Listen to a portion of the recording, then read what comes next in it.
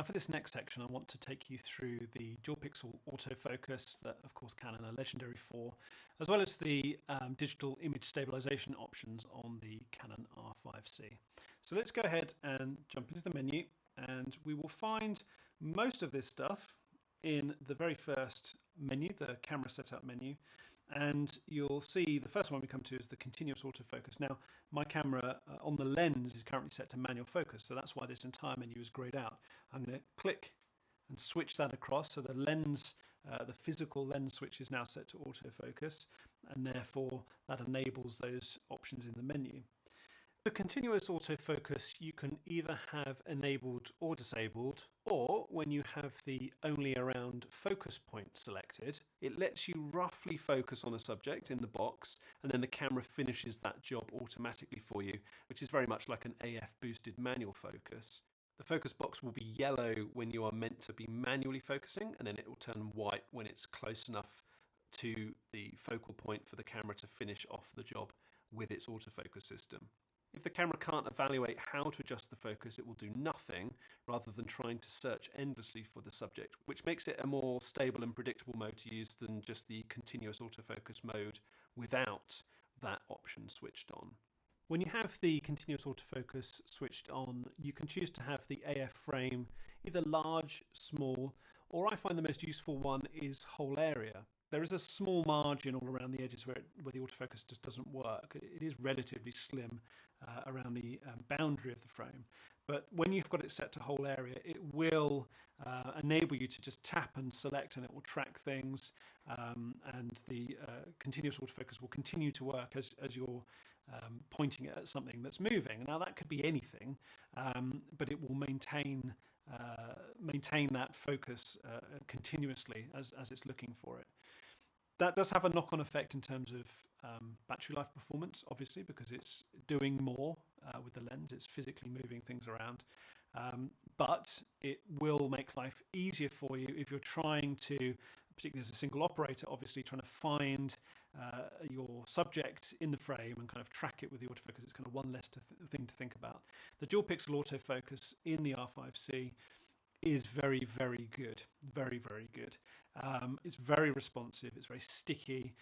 But there's a certain amount that you can do to kind of make it less sticky or more sticky or quicker to go and find an object or not. And I'm going to move down now to the AF speed option. So with continuous autofocus enabled and the whole area enabled, so just to show you, that's what the large area looks like.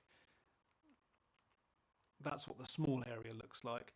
Now, with the whole area selected, the AF response is particularly important because it will respond to things moving into that area, or the camera panning or tilting round and things entering the frame quicker or slower depending on how your AF response is set.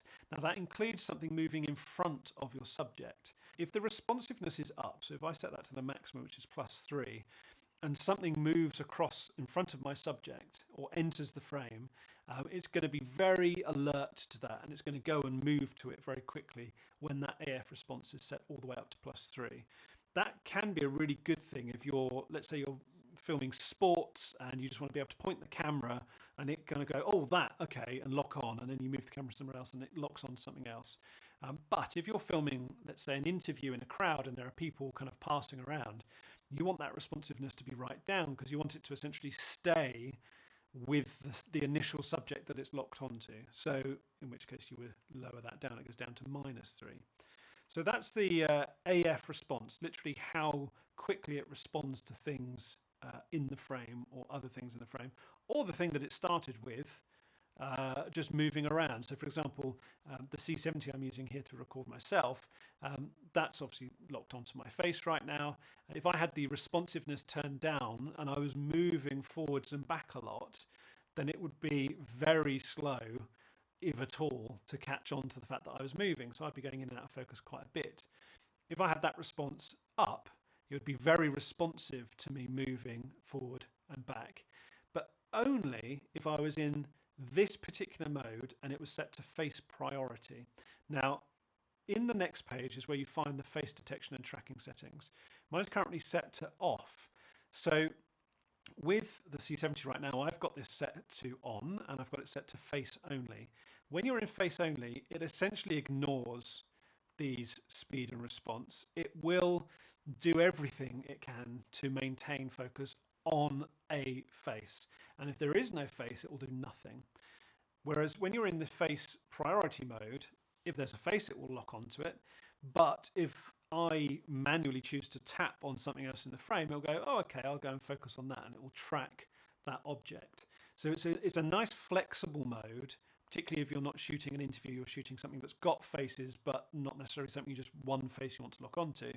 Then face priority is great, and it has to be in face priority if you want to be able to tap and track things as they move around the frame. With the R5C, we also have the eye detection option on and off. The eye detection obviously is borrowed from the R5. We don't have eye detection with the C70, or at least we don't explicitly have it in the menu. In actual fact, if you put the C70 into manual focus mode with these face modes switched on, but then turn it into manual focus, you'll see that the focus guide will actually follow eyes. So clearly it does have eye tracking, otherwise the box wouldn't be on the eye, but it's not explicitly in the menu for some reason. But the R5C does give you the option to turn on or off eye detection. So if you were shooting an interview, you'd want eye detection on, you'd want face only, and you'd be really good to go. Side note here, face detection and tracking are both disabled when you're in S and F mode, though basic autofocus functions do still work. If I have face tracking set to face priority, and if I turn eye detection off, I'm essentially now setting up for kind of tracking anything. And now it will pay attention to these options. So if you're in face only, these essentially get ignored. If you're in face priority, these get obeyed. And probably the most useful one is the speed. So I find when I'm doing, if I'm shooting B-roll and I want to do a kind of a rack focus, whereas in the old days I would manually rack focus of the lens. I have to say, these days, I cheat, and particularly if I'm shooting 50 frames per second, I will set this speed down to, goes down to -7, but I would often have it maybe -5, something like that. And then because it's only in face priority, that allows me to tap to select other things in the frame. It's not just locked onto the face and ignoring these settings. And it will slowly rack the focus. They've even tweaked it in the R5C to be a more natural rack, so it's not a completely linear rack, which is very good, and it gives a more natural kind of roll off as you move the focal point. And at -5, it's nice and slow, nice and steady. It feels very human-like, and I like to use that when I'm shooting B-roll if I'm doing a little rack focus.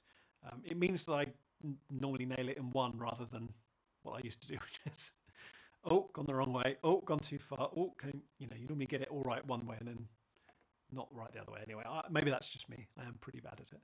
So the AF speed is very useful for that.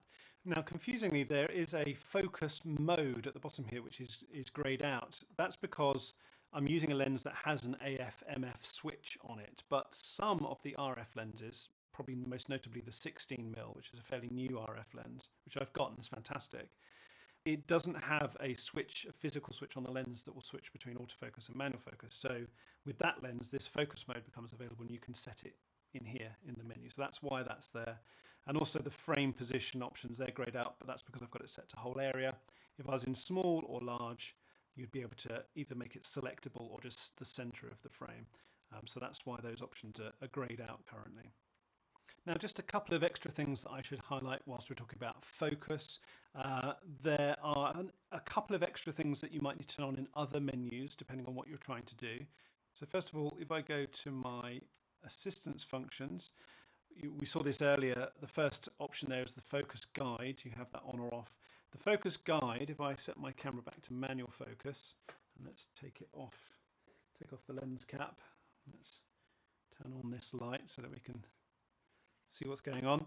The focal point, if I move that over here, for example, the focus guide allows me to manually focus, and I can see whether my focal point is behind my subject or in front of the subject. So you see those two triangles that are closing together. That means my focal point is in front of my subject. So I know I need to rotate the lens clockwise as you're looking at the lens clockwise, or as I'm operating from behind anti-clockwise. And then green means I've hit my focal point. And if I keep going, then I'm now behind. So if I'm already behind, I know I need to come round clockwise or anti-clockwise if you are facing the camera. And then there's my focal point. Now, what's good about this focus guide is it's using the same technology as the autofocus. So it's using the dual pixel autofocus feedback to be able to tell you that this is in focus. So it's not a lower quality guide. It's every bit as stable and solid as the autofocus, but I'm benefiting from its feedback, but manually making those choices as to where I'm focusing the camera, which is a great thing to do, to be honest. It's really, really handy. If I had it set to face priority, but autofocus was off on the lens, as in manual focus, it would still track faces, and it would bring up little manual focus guides like this on faces, and I can move between them. I can use the little joystick on the back to move left or right to reselect different subjects, and then I can manually focus to them. Or if I've got it in autofocus mode, I can just push across to it and it will go ahead and focus on that other person's face. So this is multi-aware, multi-face, and you can have multiple focus guides as well. But you do need to have the focus guide switched on. If I have it switched off, obviously it's gone, so it's can't be benefited from in that case. The other thing to bear in mind, if I go to my system setup and page 5 within that, in terms of manual focus, we have the focus ring operation. So enabled during autofocus. That means that if I put this in autofocus, I can still throw it in and out of focus, even if I then choose to tap the screen and have the autofocus work. If I tap something and it has that double box around it, that means it's tracking. Obviously, I'm pointing at a stationary object right now, so it's not the best demonstration. But the double box means that it's actually set up for tracking. If I hit the set button, which is the middle of the control dial on the back, by putting it into this mode, it allows me to use the joystick to actually move this around the screen. And it's very responsive, to be honest, and it's easy to use as well if you're using the viewfinder and you have it up against your face. But I can move that around, and then that will start a new tracking point. So that's now essentially moved the tracking point. I can also press the cancel button to cancel that tracking activity, if you like. My focus ring direction, I can flick between what it considers normal and reverse. So if you're used to focusing the different way, which I think with Nikons it does, then you can change the focus ring direction that way. And then you've also got the focus ring response. Now this is really important. By default, it varies with rotation speed, which is essentially fly-by-wire. So the quicker I turn that focus ring, the quicker it moves the focus, and the more dramatic the change in focal plane will be, which I don't want because that's variable. I want it to always feel the same. So I have it set to linked to rotation degree, which means pretty much as near as damn it, when I move it to a set place and move it back the same amount, it's always going to land in the same focal plane. It operates more like a cinema lens would, and not like a fly-by-wire mirrorless camera lens would. So those options are particularly relevant to the operation of focusing with the R5C, as well as those main autofocus settings, which we saw right back in our first page 4 and 5. There are some more bespoke or specific ways of working with the autofocus as well. One such example would be the one-shot AF button, which you can just simply press and it will do a one-off autofocus. And if you press that during continuous autofocus, it will temporarily bypass the speed and response settings. So it will allow you to just quickly select a lost subject, for example. As soon as you let go of that AF on button, it'll go back to obeying the speed and response settings again. And finally, another button is the AF lock button, which disables and enables continuous autofocus when it's pressed. So that's useful when subjects leave the frame or you are recomposing the shot, for example. And of course, there's also the focus peaking, which is one of the assistance functions. I don't tend to use it. I find that it gets just a bit too messy, and the focus guide is a much more reliable way of focusing, particularly in 4K or 8K. But it is an assistance function that is designed to help with focusing. And you can use it in combination with the magnification button as well, which again helps you focus in certain situations. You can use the joystick to move around when you're in the magnification mode. And then you can press the set button to cycle through 2 times, 5 times, or 10 times magnification.